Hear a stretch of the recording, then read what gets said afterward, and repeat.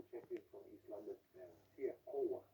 Yeah, and it was one way. Yeah, one way. Don't forget the one way. Yeah, no, great performance. And thanks to the people from East London for really hosting him.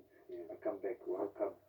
And it was great to see where he started his boxing career at the amateur gym in Umtunsani.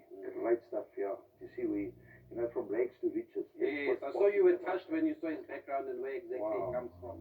Even Brian there, the manager, went in there just to have a look where he's from in the shack. Yeah, just climbing into that ring and just feeling that ring, and that's another story. We trying to help them sort that ring out, but yeah, that's what it's about.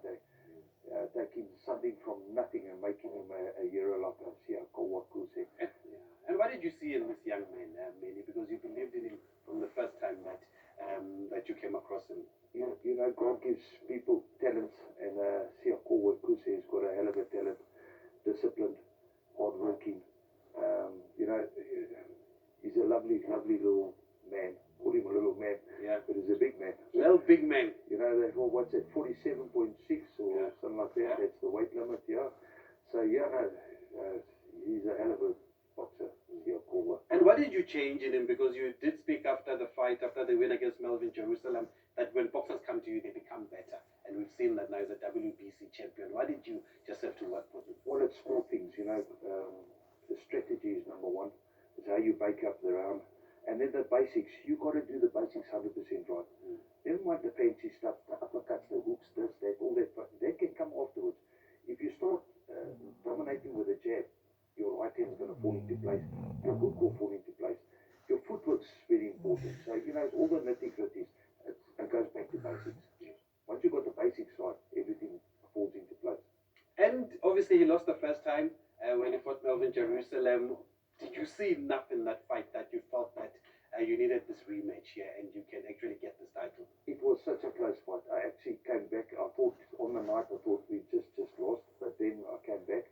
I sat down with Shia and Brian Mitchell at Brian's house, and we watched the fight again. And actually went through the fight. I made it very close. I thought the 10th round, that was a deciding factor. We were winning the round convincingly.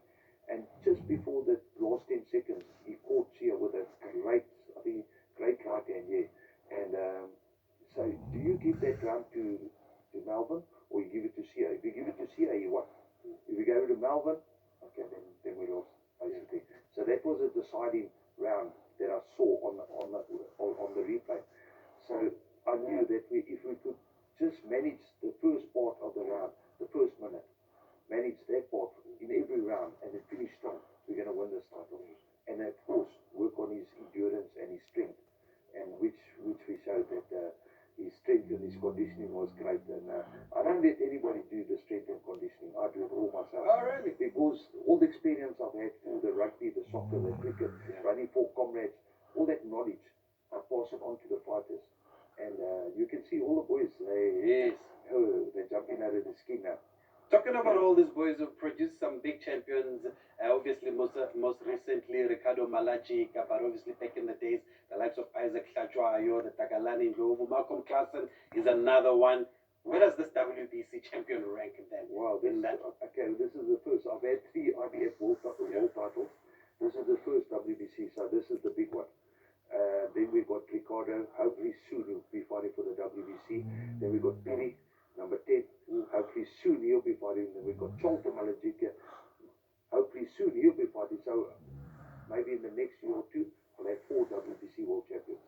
But I'm sure this was always the goal, though, to have a WBC champion. Just how does it feel having been involved in the sport for so many years? Some will say maybe you don't get the respect or the credit that you deserve. So in 2001, we went over to Moscow with Chris Deniker Jr.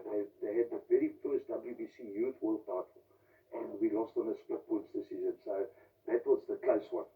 And this was the ultimate to win this WBC title with Sia Kuse. Yeah, and not only are you a trainer, obviously we know that you're also involved in setting up fights and promoting with BRD. How's that going and what's the thinking there? Me and my wife, we've done over 55 development tournaments. So to carry on with it, it's very time consuming, and 90% of the time you lose money. So to carry on with WBC, with the BRD boxing university tournaments, it's going to take too much time now. So I'm back concentrating full time into the fighters. So I'm working with Brian Mitchell Boxing Academy, and we're doing a great job. They're managing the fighters, I'm training them, and so we're doing a great job. We're working as a team. It's a good team effort, and so we've got good fighters. As you can see, my fighters are going to fight for big titles very soon, all of them. And obviously, we have to mention Brian Mitchell. I remember when we were in East London, we introduced him. You don't even have to give him an introduction. Everybody knows him. But he's played a critical role here as Kusa's manager. How do you just describe that role and just your relationship with Brian overall? Well, it's great. We're becoming one hell of a team now. I mean, Brian's, everybody knows Brian, how good he was. 14-time WBA world champion, defended it outside of the away from home, the road warrior. Yeah, so there's Brian, and he's got his qualities, and I've got my qualities. So, God gives you gifts. Brian's a great fighter, but doesn't mean you're going to be a great fighter, you're going to be a great trainer. So you understand. So when I was young, I was training with Brian in the same gym. I wanted to turn pro because he was a pro then, but I never got the opportunity to, they said I was too young. So I went to go play rugby, so I ended up playing rugby, but Brian continued, and he went on to winning this WBA world title. Tony Lopez beat him in his backyard, got a draw with him. Well, yes, Brian we looked up to him. And so, you know what, I'm now growing as a trainer. So I'm getting more experience, and thank God, God's given me this gift. And I said to my wife in 1997, I've got to do this full time. God's given me this gift, let me work with this. She said, you're crazy. I worked 17 years for Telkom. I resigned. I started doing boxing full time. And it's been worth it. And it's got its ups and downs, but now it's starting to get worth it. So we're starting to reap the benefits. Like the Bible says, what you sow, you reap. It's very important. And then you pick up all the knowledges, how to treat the fighters, how to look after them, how to, they've got to be open with you. You've got to know exactly what's happening with that fighter. So you can advise them what to do, when to do, how to do. Especially before a fight, you've got to treat him like a baby. If he gets sick before they fight, all the hard works. You even have to cook for him, Manny, because Sia was telling us that you were actually cooking for him. So, what exactly were you cooking for him? I specialize in pickled tuna, Portuguese pickled tuna, my mother taught me. And so with that tuna, you can put in the fridge for about a week, and you've got garlic, ginger, you've got all the good qualities, a little bit of chilies in there.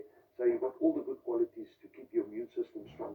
Olive oil, so it's very good for the fighters. Onions and natural antibiotics. So it's very good for the fighters. Okay, better go make some Portuguese pickled tuna there at home. It'll be very good for you if it's very good for boxers. But well done, Manny, and I'm happy you're getting the recognition. I know the Minister of Sport also invited you and Sia Kusa to also come and just be hosted by him, which was wonderful, and it just shows the impact that you have made bringing back a WBC champion. But stay with us here on the TKO, because we'll take you back to also what happened in Belgium last weekend as Kevin Lerena fell short in his defense of his WBC Bridgeweight title.